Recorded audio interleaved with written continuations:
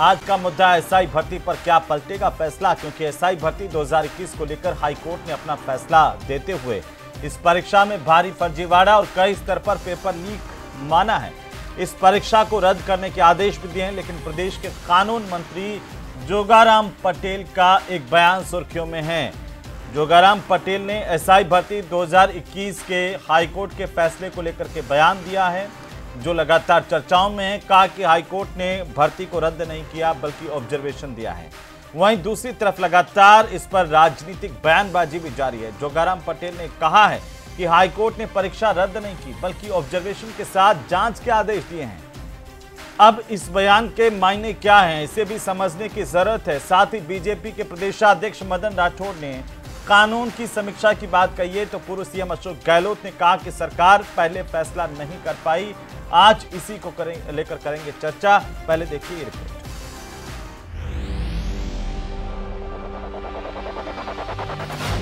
SI भर्ती रद्द करने के खिलाफ चयनितों की गुहार, अपील करे सरकार। कि सरकार हमारे साथ पुरजोर तरीके से हमारा साथ दे। सरकार तो 50 चोरों की सजा 810 परिवारों को ना देकर। मंत्री जोगाराम पटेल बोले, हाईकोर्ट ने रद्द नहीं की परीक्षा, ऑब्जर्वेशन के साथ जांच के दिए आदेश। माननीय उच्च न्यायालय ने बढ़ाया है कि जब खुद आरपीएससी के मेंबर, राजस्थान लोक सेवा आयोग के मेंबर इसमें लिप्त है, तो उसमें संदिग्ध उन्होंने माना है। और ये भी कहा है ऐसी स्थिति में इसकी गहनता से जांच होनी चाहिए। मदन राठौड़ का बयान, एसआई भर्ती पर कानून की समीक्षा करेंगे।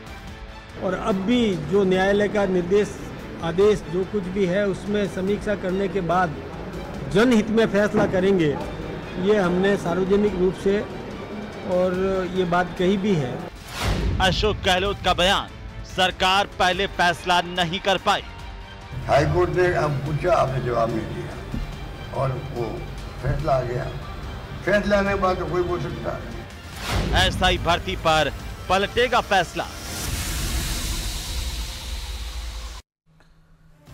तो हाईकोर्ट के फैसले के बाद एक तरफ जहां राजनीतिक आरोप प्रत्यारोपों का सिलसिला लगातार जारी है, दूसरी तरफ जो चयनितों के परिजन हैं उनका प्रदर्शन भी चल रहा है और वे ये मांग कर रहे हैं कि आखिरकार उनकी क्या गलती है।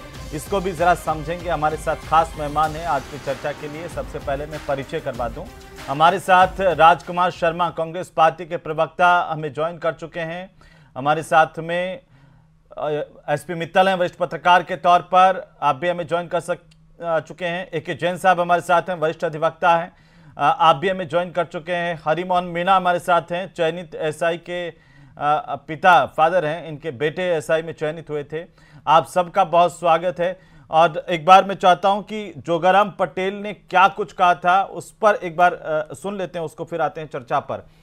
तो जोगाराम पटेल का बयान क्या है वो मैं पहले आपको सुनवाना चाहता हूं, उसके बाद हम चर्चा की शुरुआत करेंगे। मामले को अगर आप गहनता से अध्ययन करेंगे तो माननीय न्यायालय ने एसआई भर्ती को रद्द नहीं किया है, अपने ऑब्जर्वेशन के साथ सरकार को भेजा है कि इसकी जांच कर हमारा जो आरपीएससी है उसको भेजा जाए। पर उन्होंने जो ऑब्जर्वेशन किया वो बहुत ही महत्वपूर्ण है। कांग्रेस के कार्यकाल में इस राजस्थान लोक सेवा आयोग में जितने भी सदस्य और अध्यक्ष मुकर किए, उनके ऊपर प्रश्न चिन्ह लगाए हैं और उसकी जांच का आदेश दिया है। और मुख्य आधार जो माननीय उच्च न्यायालय ने बनाया है कि जब खुद आरपीएससी के मेंबर, राजस्थान लोक सेवा आयोग के मेंबर इसमें लिप्त है, तो उसमें संदिग्ध उन्होंने माना है। और ये भी कहा है ऐसी स्थिति में इसकी गहनता से जांच होनी चाहिए। हमारा जो आरपीएससी है उस पर पूरी जांच होकर के उसका पुनर्गठन भी होना चाहिए। साथ ही साथ उन्होंने ये भी कहा है कि सरकार ने पहले आते ही इसकी जांच शुरू प्रारंभ की, एसआईटी गठित की, पहला मुकदमा दर्ज किया, इतने लोग पकड़े गए, तो सरकार को एक तरह से परोक्ष रूप से भाजपा सरकार की प्रशंसा की, वर्तमान सरकार की रहे थे। और कानून मंत्री जोगाराम पटेल ने कहा है कि एसआई भर्ती परीक्षा रद्द नहीं की है, कोर्ट ने ऑब्जर्वेशन दिया है। वरिष्ठ अधिवक्ता ए.के. जैन साहब हमारे साथ हैं। जैन साहब, इसे किस नजरिए से देखें और क्या मायने हैं प्रदेश के कानून मंत्री के इस बयान के? ऐसा लगता है कि जिन भी लोगों ने विधि मंत्री को सलाह दिया उन्होंने शायद अंग्रेजी का हिंदी रूपांतरण अच्छे से नहीं किया। निर्देश का पहला निर्देश में पढ़ता हूं जिसमें लिखा हुआ है that court that government should prepare a detailed report with supporting material in consonance with the shortcoming noted in the preceding. अर्थात ये सरकार एक रिपोर्ट तैयार करेगी, इस निर्णय में जो जो भी गड़बड़ियां बताई है उसके अनुरूप और उस रिपोर्ट के अनुसार भर्ती कैंसिल करने के लिए रिकमेंड करेगी आरपीएससी को। और इसका दूसरा पैरा में लिखा है और आरपीएससी को निर्देश दिया जाता है कि वे दोबारा भर्ती आयोजित करें 3/2/21 के मूल नोटिफिकेशन अथवा उसके अनुसार आवश्यक चेंज करके। और इसमें जो 8 जुलाई 25 को राज्य सरकार ने 26 जून का जो निर्देश दिया था कि इन पुराने लोगों को हम सुरक्षा देंगे, उसके अनुसार उन्हें भर्ती विज्ञापित करें 8 सितंबर 2025 तक। अब ये स्पष्ट निर्देश है, शेल शब्द का प्रयोग किया गया है और 100 से ज्यादा निर्देश है सुप्रीम कोर्ट और हाई कोर्ट के जो बाइंडिंग रहे हैं, जो बाइंडिंग मानने के लिए बाध्य है। सिर्फ कोर्ट्स कानून बनाने के लिए विधायिका को निर्देश नहीं दे सकती, बाकी सारे निर्देश बाइंडिंग एक मिनट जैन साहब, इसको थोड़ा सा ये जो पेज नंबर 173 है कॉलम 5 और इसका हिंदी में मैं निष्कर्ष सुना देता हूं थोड़ा सा, जिससे अगर कानून मंत्री सुन रहे हो प्रदेश के और उनको अगर हिंदी भी मान लीजिए अंग्रेजी नहीं समझ में आती तो हिंदी अगर उनको समझ में आती हो तो वो सुन लें। इसमें लिखा है कि पूर्ववर्ती चर्चा के आलोक में ये न्यायालय उपनिरीक्षकों 2021 की आरोपित भर्ती प्रक्रिया को रद्द करना नितांत आवश्यक और उचित समझता है, विशेष रूप से निम्नलिखित शर्तों के संचयी विचार पर। ये साफ और स्पष्ट इसमें कहा गया, इसको हिंदी में भी अगर हम देखें, लेकिन उसके बावजूद भी अगर एक जैन साहब प्रदेश बाकी लोगों से तो अपेक्षा कर सकते हैं कि कुछ भी बयान दे दें, लेकिन प्रदेश का कानून मंत्री अगर ऐसा बयान दे दें तो क्या वो एक जिम्मेदारी के पद का भी कहीं ना कहीं दुरुपयोग है? क्या कंटेम्प्ट ऑफ कोर्ट में आता है ये? देखिए, कानून मंत्री न केवल वेल एजुकेटेड है, ये बल्कि एक बहुत अच्छे वकील भी हैं। ऐसी परिस्थिति में ये उन्होंने निर्देश या निष्कर्ष कैसे निकाला कि सिर्फ ये रिकमेंड किया है? रिकमेंड नहीं है, जहां शुड वर्ड, शैल और शुड वर्ड का प्रयोग किया जाता है, इसका मतलब वो आदेशात्मक है, विचार करने के लिए नहीं है। आपको ऐसा करना है, you should do this. Should का मतलब होता है कि आप ऐसा करेंगे। यहाँ कोई ऑप्शन नहीं छोड़ा सरकार के पास या किसी के पास भी। हो सकता है कहीं समझ में या कोई त्रुटि रही हो, वरना एक वेल एजुकेटेड और अच्छे वकील से ये उम्मीद नहीं की जा सकती।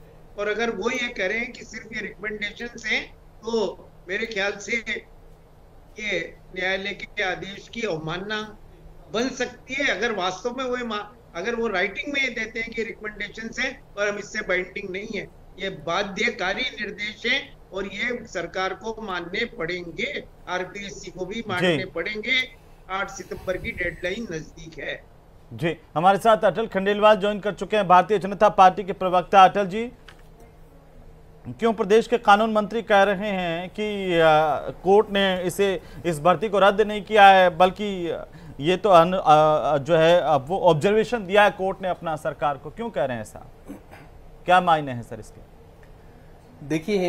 देखिए हेमंत जी, बेसिकली एक बात मैं स्पष्ट कर दूं कि जो भी न्यायालय ने निर्देश दिया है और उसका सम्मान होगा, या जो आदेश दिए उन सबका सम्मान होगा ही होगा।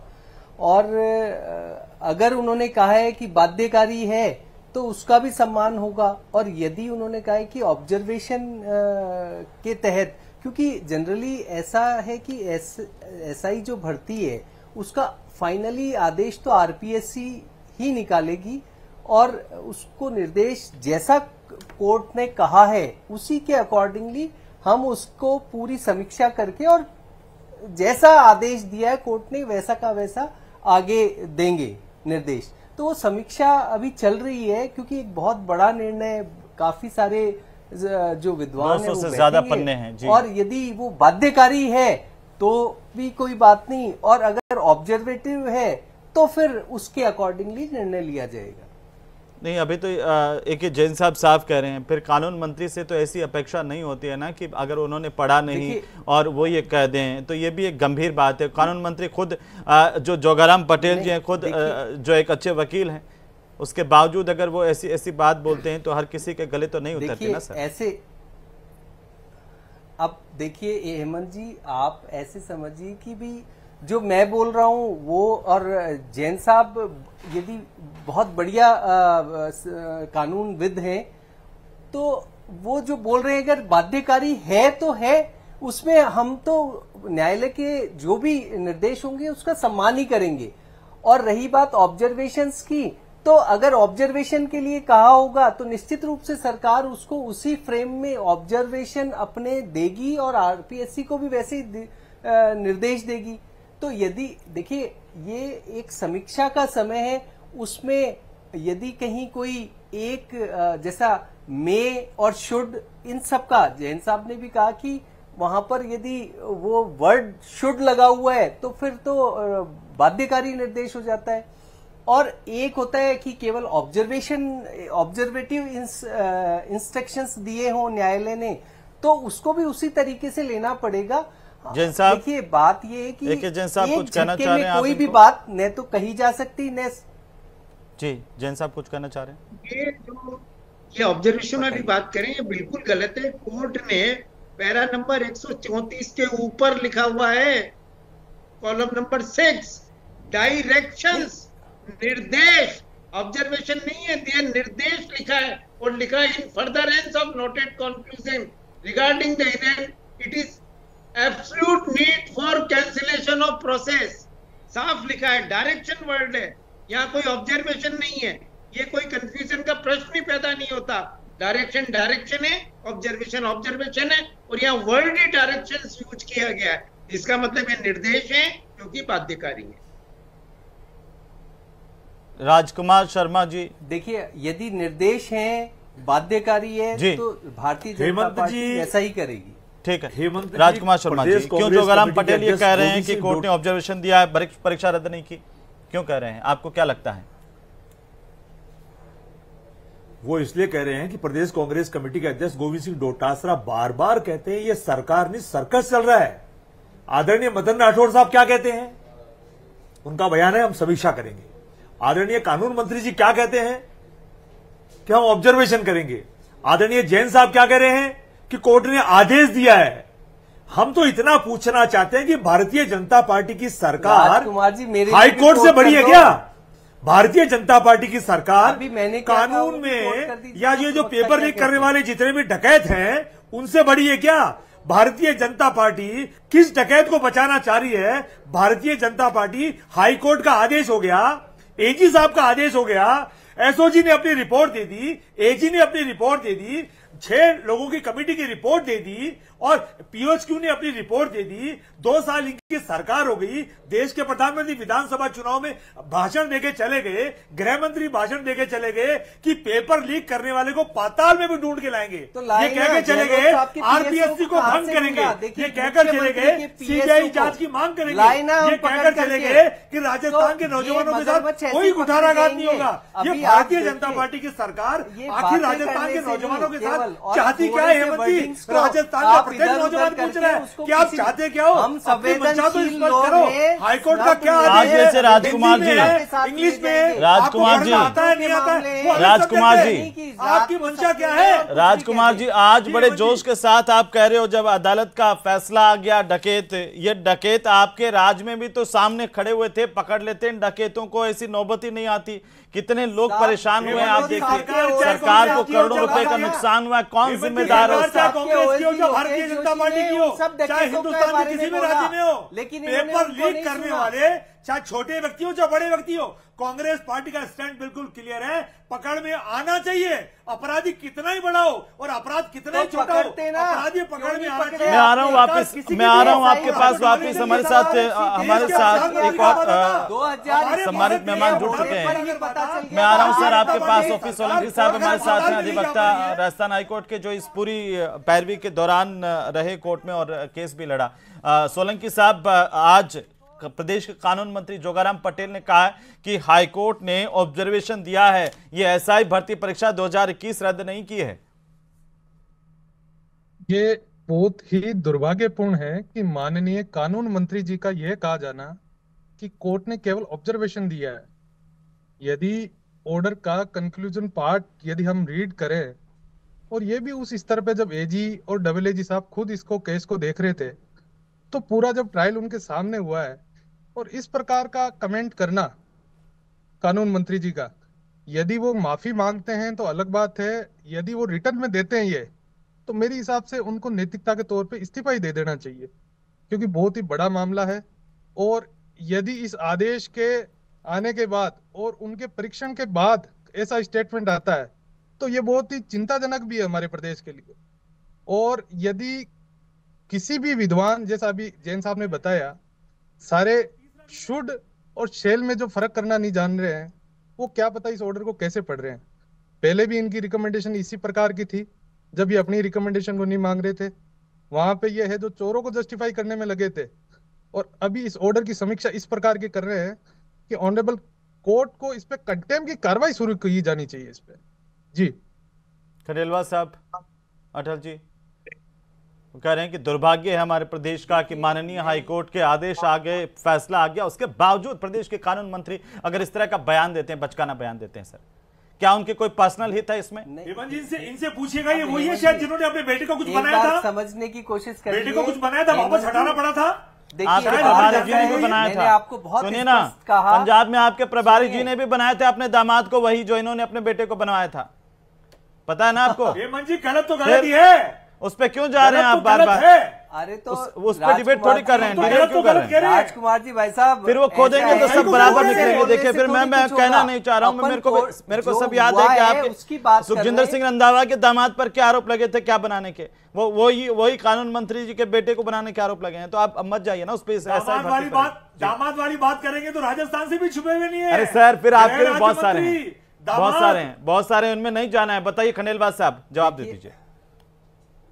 ऐसा देखिए, बहुत स्पष्ट है कि ये बड़ा संवेदनशील मामला है, और इसमें देखिए यदि कहीं कोई छोटा सा भी एक शब्द के उसके बेस पर अगर बहुत सारी जो ऑर्डर्स है वो बदल रहे हैं तो एक बात है। इसीलिए मैं आपको ये यहाँ पर बहुत स्पष्ट भारतीय जनता पार्टी का तरफ से मैं आपको ये बोल रहा हूँ कि जो कोर्ट का आदेश होगा वो सर्वमान्य है, हमको भी बिल्कुल मान्य है। लेकिन कांग्रेस ये आरोप लगा रही है सर, कांग्रेस ये आरोप लगा रही है। आज जो पूर्व मुख्यमंत्री अशोक गहलोत, उन्होंने कहा, खंडेलवाल साहब, अशोक गहलोत ने कहा कि पहले ये सरकार फैसला नहीं कर पाई और अब फैसला आ गया तब कोई कुछ भी बातें कर ले।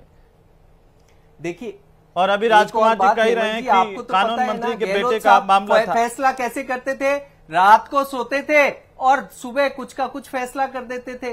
तो ये जो फैसले हैं वो कितने प्रभावी रहे स्टेट पे? हाई कोर्ट का लोगों ने रिजेक्ट कर दिया ना, रिजेक्ट कर दिया ना। हाई कोर्ट का छात्रों का मसला है और उसमें संवेदनशीलता, और अगर थोड़ा सा उसको और ऑर्डर को पढ़ लिया जाए तो कोई इशू नहीं। और हम ये कह रहे हैं कि भाई हाई कोर्ट का ये अपमान की बात कर रहे हैं। हम तो कह रहे हैं कि जो भी हाई कोर्ट का फैसला होगा वो हमारे लिए सर्वमान्य है, उसमें नहीं सहेगा जैसी कोई बात ही नहीं है। हम तो खुद ही कह रहे हैं, बातें कर रहे हैं। अब बात केवल इतना सा है कि जिम्मेदारी के साथ कह रहे हैं, मैं बहुत खुश हूं। जो भी निर्णय हाईकोर्ट ने दिया उसको शब्द से हम मानेंगे, हम बिल्कुल मानेंगे। मैं तो यही कह सकता हूँ। और वही ये देखिए, एक तरफ सरकार का रुख है, सरकार की कार्रवाई है, एसआईटी का गठन भी है, और एसआईटी की चीफ भी कह चुके हैं कि देखिए हमारे को फ्री हैंड दिया और हमने इतनी बड़ी कार्रवाई की जिसके आधार पर सारे तथ्य खोल करके हमने रखे कि कहां कहां कैसे कैसे पेपर लीक हुआ और उसके आधार पर कोर्ट ने जो है वो अपना फैसला दिया और कोर्ट ने कहा कि इस तरह की कलंकित भर्ती का कोई मतलब नहीं है। लेकिन मेरा सवाल इससे इतर है कि जो लोग कुछ लोग भी कहें, हम 1-2% ही कहें, मान लीजिए कोई ईमानदार थे, हालांकि कोर्ट ने अपने फैसले में उनको भी सम्मिलित करते हुए उनको लेकर के भी निर्देशित किया कि क्या होना चाहिए, लेकिन फिर भी कुछ लोग प्रदर्शन कर रहे हैं अब चयनितों के अभ्यर्थी, तो क्या इसका जिम्मेदार कौन है सर कि इतना करोड़ों रुपए का सरकार को घाटा हुआ, पेपर लीक माफिया इस तरह से हर स्तर पर पेपर को लीक करता रहा, डमी कैंडिडेट बिठाता रहा, इंटरव्यू में भी फर्जीवाड़ा करता रहा, ये कौन जिम्मेदारी लेगा? उन लोगों की जिम्मेदारी खासतौर पर जिन्होंने इतने दिनों तक ट्रेनिंग की, इतने दिनों तक सेवा दी और अब वो घर चले जाएंगे। देखिए हेमंत जी, एक तो ये बड़ी मुझे लगता है अफसोसनाक बात है कि आज फैसला आए हुए 3 दिन हो गए, 28 तारीख को फैसला आया था और अभी तक हाई कोर्ट का फैसला सरकार की समझ में नहीं आया। भारतीय जनता पार्टी के जो प्रवक्ता है वो हालांकि इस बात की पूरी कोशिश कर रहे हैं कि अपने विधि मंत्री का बचाव कर सके, लेकिन उनके खुद के समझ में नहीं आ रहा कि वो क्या कहें। जब क्या नाम से AK जैन साहब जैसे वरिष्ठ क्या नाम से अधिवक्ता ने स्थिति को स्पष्ट कर दिया, खुद जो क्या नाम से SOG के चीफ है VK सिंह, उन्होंने अपने बयान में फैसले के बयान के बाद कहा कि हमने जो जांच की उसके आधार पर ही सरकार हाईकोर्ट ने ये भर्ती को रद्द किया है। जब वो खुद कह रहे हैं, जो SIT के चीफ है, SOG के चीफ है, वो खुद मान रहे हैं। उन्होंने एक बहुत महत्वपूर्ण बात कही कि उन्होंने कहा कि इससे अब क्या नाम से जो लोग चयनित हो जाते हैं फर्जीवाड़ा करके, उनको भी इस बात का सबक मिला है कि चयनित होने के बाद भी उनकी नौकरी जा सकती है। जब इतने बड़े क्या नाम से अधिकारी का इतना विश्लेषण है, उसके बाद भी यदि राजस्थान के विधि मंत्री कहें कि ये ऑब्जर्वेशन है या उनके समझ में नहीं आया फैसला, मुझे लगता है ये बहुत ही गंभीर बात है और भारतीय जनता पार्टी को और जो सरकार में जो लोग बैठे उनको इस बात को गंभीरता के साथ लेना चाहिए। अब इसमें एक बात और है, देखिए सरकार के अब जो चयनित अभ्यर्थी 859 अभ्यर्थियों में से 55 अभ्यर्थियों को अभी तक दोषी मान उनको क्या नाम से नौकरी से हटाया भी है, लेकिन 800 से ज्यादा अभ्यर्थी अभी है, उनका ये कहना है कि हम तो ईमानदारी से चयनित हुए और इसमें से एक अभ्यर्थी हेमंत SOG की गिरफ्तारी के बाद में वो सुप्रीम कोर्ट गया और सुप्रीम कोर्ट से जाके अपने निर्दोष होने का क्या नाम से आदेश लाया और वापस वो क्या नाम से ज्वाइन हो गया। तो ये तो मित्तल साहब यही बात हो गई ना कि अगर ऐसे लोगों का बचाव भी होगा और इसके अंदर बेईमान है तो वो इसका फायदा उठा करके सेवा में चले जाएंगे। एक भी बेईमान अगर थानेदार लग जाए तो वो कानून को किस तरीके से ध्वस्त कर सकता है ये हम सब जानते हैं। मैं आता हूं सर आपके पास में, हरिमोहन मीणा हमारे साथ जुड़ रहे हैं, इनके बेटे जो सिलेक्ट हुए, चयनित है SI में। हरिमोहन जी स्वागत है आपका। देखिए हरिमोहन जी, एक लंबी जांच प्रक्रिया ये सब कुछ हुआ और इसके बाद कोर्ट ने सब कुछ देखते हुए अपना फैसला दिया है, तो कोर्ट तो सर्वोपरि है ना सर। आपकी भावनाएं एक तरफ हैं लेकिन कोर्ट का भी फैसला सब कुछ सोच विचारने के बाद ही आया है, फिर आपका ये प्रदर्शन और क्या कहना है आपका? मेरी आवाज आ रही है आपके पास? हाँ जी आ रही है, बोलिए। देखो मैं आपको बताऊं, कोर्ट ने फैसला दिया है वो सबको सर्वमान्य, न्यायालय जो है न्यायालय से बड़ा कोई सर्वमान्य, हम मान रहे हैं उस बात को। लेकिन मेरा ये कहना है कि हमारे बच्चों ने जब एग्जाम दी उसके बाद में 2 चरण और कंप्लीट किए, फिजिकल दिया, इंटरव्यू दिया और इंटरव्यू के बाद में अक्टूबर 2023 में हमारे बच्चों को ज्वाइनिंग दी गई। आज इस परीक्षा को ये लोग ये कह रहे हैं इस भर्ती को कि भाई ये भर्ती कैंसिल हो जाती है, भर्ती कैंसिल कर दो, भर्ती कैंसिल कर दो। आज ये टोटल जो बच्चे हैं ये अपॉइंटेड है, कोर्ट ने कहा, हाई कोर्ट ने कहा। सर मैं मान रहा हूँ कोर्ट ने कहा है कि लेकिन सर नौकरी से आप किसी को निकाल रहे हो, कोर्ट ने इस बात को कहा है कि भाई जो है ये भर्ती रद्द की जाती है। लेकिन ये भी तो आप देखो कि जो 54 बच्चे जो गिरफ्तार हुए हैं उसके अलावा बाकी बच्चे जो हैं उन पर अभी तक कोई दोष सिद्ध नहीं हुआ है। अब हम हमारे बच्चे भी चोर हो गए सब उनके साथ साथ। मतलब जो हमारे बच्चे जब नौकरी लगे थे और हमें जो मान सम्मान समाज में, परिवार में, गांव में, रिश्तेदारी में जो मिला था, क्या वो मान सम्मान हमारा रह गया?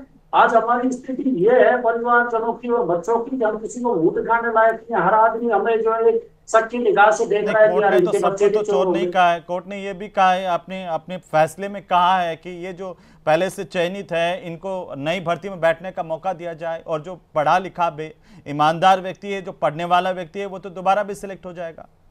हेमंत कुमार साहब बिल्कुल कोर्ट ने निर्देश दिए हैं, लेकिन ये भी देखो कि इसमें फ्रेशर बच्चे भी हैं।